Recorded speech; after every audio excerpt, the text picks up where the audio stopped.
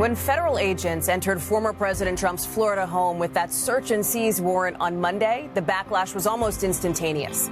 Trump supporters gathering near Mar-a-Lago, furious with calls to defund the FBI. Some of the former president's Republican allies in Congress also lashing out. All of it fueling concerns of more violence, with more Americans than you might think grimly bracing for the unthinkable, they say, a kind of civil war.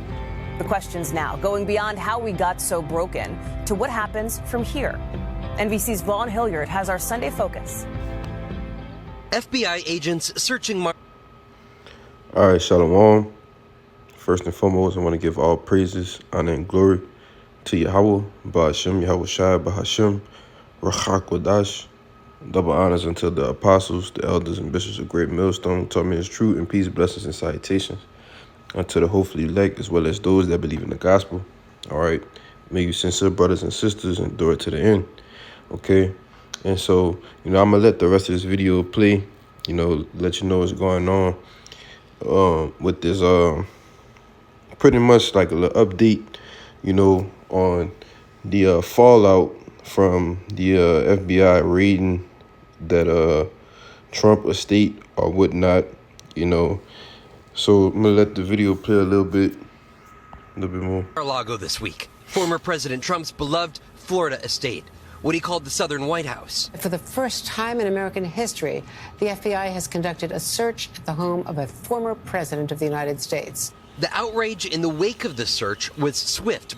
This is going to absolutely enrage the country. The way our federal government has gone, it's like what we thought about the Gestapo and people like that they just go after people. Days later, male subject attempted to gain entry into the FBI field office. An armed man tried to break into an FBI office in Cincinnati, Ohio, with an AR-15 in hand. America is struggling with anger and discontent. Our biggest threat remains the sick, sinister, and evil people from within our country. Key institutions under fire, both on the left. It feels like a betrayal. It feels like my country doesn't love me. And on the right, especially in the wake of the Mar-a-Lago search. This country was stolen to a bunch of fascists. Ben Collins. Hey, man, you stole this country, man. You stole the country. Tracks online hate and domestic extremism for NBC News. He says some Trump supporters are ready to take up arms. They're constantly saying they're waiting for the word go from somebody like Donald Trump. These people see their country slipping away, they believe, and they think they have no choice but to act. Similar threats emerged in the days ahead of January 6th. Why do the politically aggrieved turn to violence? There's this view that, take up your guns. I mean, we're seeing this online, that this is the last resort. You are losing your country. These are the types of phrases we see again and again and again online, and then echoed either explicitly or implicitly by political leaders. A survey released just last month, stunning, finding that half of all Americans expect a civil war in the next few years. The president who helped hold America together during the last Civil War, Abraham Lincoln, famously warned that a house divided against itself cannot stand. Presidential historian Michael Beschloss fears a different sort of conflict ahead on America's streets. I don't think we're going to see two sections of the country fighting one another with armies, but what we might see is something else, and that is outbreaks of violence against federal installations like the FBI and other federal institutions that mount and mount so that there is violence in the streets. How does America reverse course? Americans must see that violence and division are something that is outside the American tradition and will not make anyone's life better. But the lesson of American history is that we have always gotten through moments like this, and Americans have come back together again. A government of the people, by the people, for the people, now suspect to many of its people. Vaughn is joining. Yeah, man, because the government is being brought suspect by the people, all right, because they are no longer under that deep sleep, man. A lot of people have woken up to, what's going on, all right? And further, ever since this guy Trump came into office, all right, that's why they had to get him out of there, because he didn't adhere to the elites, man. All right, and he pushed that agenda too, on to further divide the people. All right, because he started to go off and try to do his own thing, but he was ultimately put in there, all right, to cause division. Okay, that's why he was put into the office, man, to cause division. All right, and we know how that saying goes, man: divide and conquer. All right, or the ab KO. All right, because if all the people, all right, are pretty much on the same page, it's gonna be hard to it's gonna be hard to pretty much conquer. Conquer. All right, if all of the people are united, okay. But ever since this guy came into office, it's been a nation divided, man. All right, it's been a nation divided. I think I got a little bit more. This dude said something else. Is now live this morning. And Vaughn, based on your reporting, what are the ramifications of this kind of escalation of violent talk? Right. I mean, it's the metastasizing of political resentment, Hallie, years in the making. Just take this man in Cincinnati who attacked the FBI. He was at the U.S. Capitol complex on January 6th. And then this week, after the execution of that Mar-a-Lago search warrant, he said that, quote, "We cannot tolerate this one," and said to be ready for combat. You saw then what happened this week when he attacked that FBI headquarters. This is a situation in which we have not seen this level of talk of political violence on the far right elements of the internet since those weeks after the 2020 election, Hallie. And when you're hearing from Attorney General Merrick Garland, he said he will not stand for the attacks on the professionalism of the DOJ and the FBI. And you heard this week from the head of the law enforcement officers agency, who said that the threats against them are, quote, unprecedented. Hallie? Vaughn. They're unprecedented, man. The threats against them are unprecedented, all right? Because these people understand what's going on, man. All right?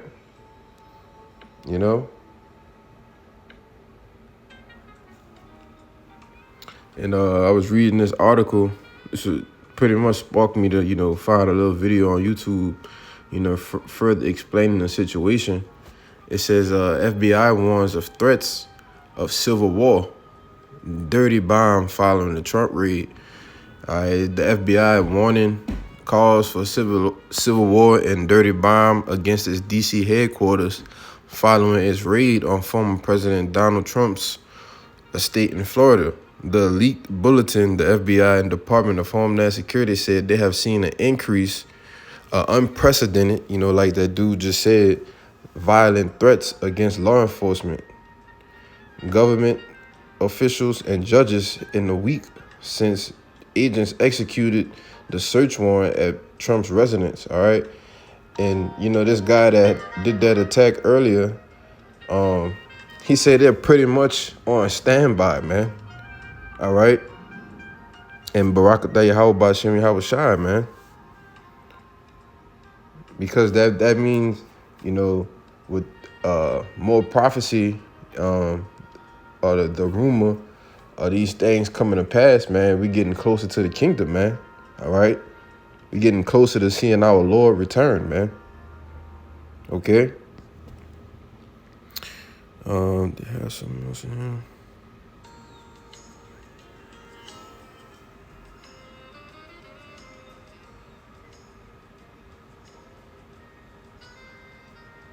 That's pretty much it.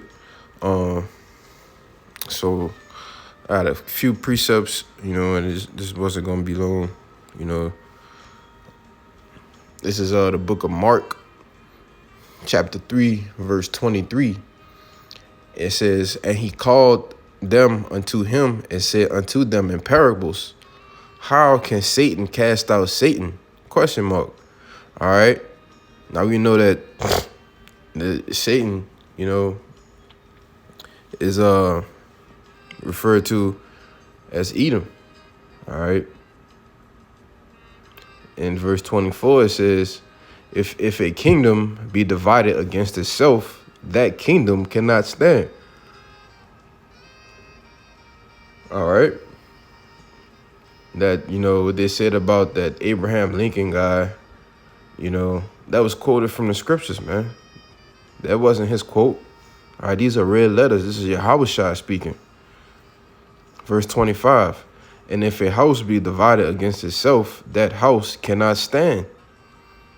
And if Satan rise up against himself and be divided, he cannot stand, but had an end. All right.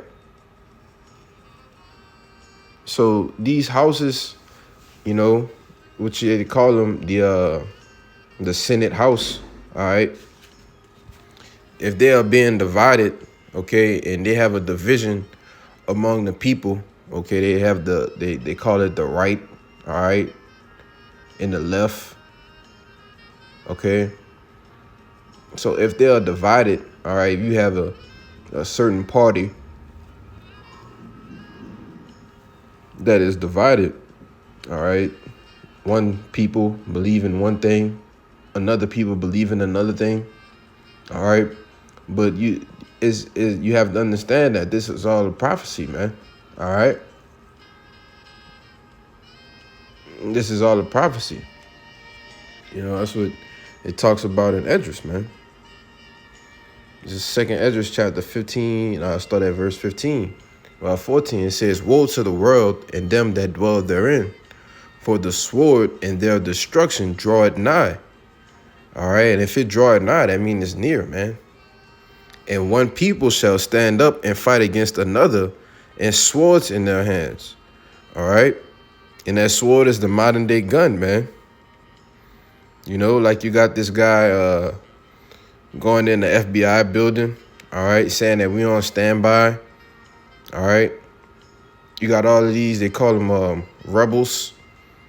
These Edomites got hundreds of guns, man, thousands of ammunition. All right.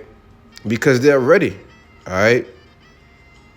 They're ready to go to war with the government, man. All right. And especially behind this guy, Trump.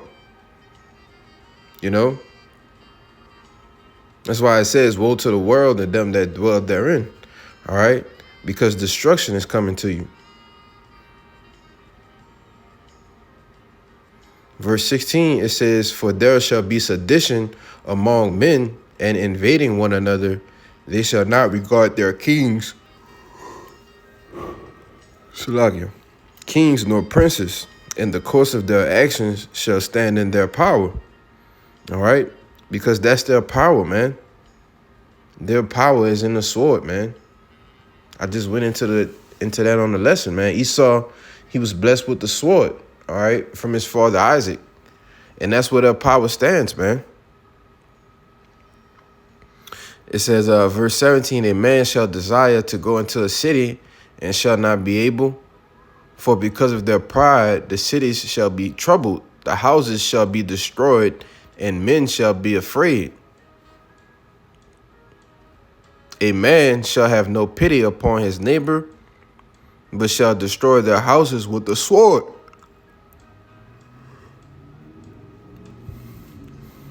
And spoil their goods because of the lack of bread and for great tribulation. All right. So while these things are going on, you still have, famines. All right. Pestilences, plagues, that's still going on. All right. And I'm going to say this too. That FBI raid thing, that could be staged, man. You never know with E, man. You never know. It could be staged. It could be real life, But the bottom line is that it's just another a brick, being put into the building block, man. Because we know that these things have to come to pass. All right, it's prophecy. Okay. We know that sedition has to happen, man. And we can see, you know, Tawadi, how about Shem Yahushai, you know, for giving us the eyes to see, all right? That we can see these things building up, man. You know? We can see how these things are going to go down exactly, man. You know?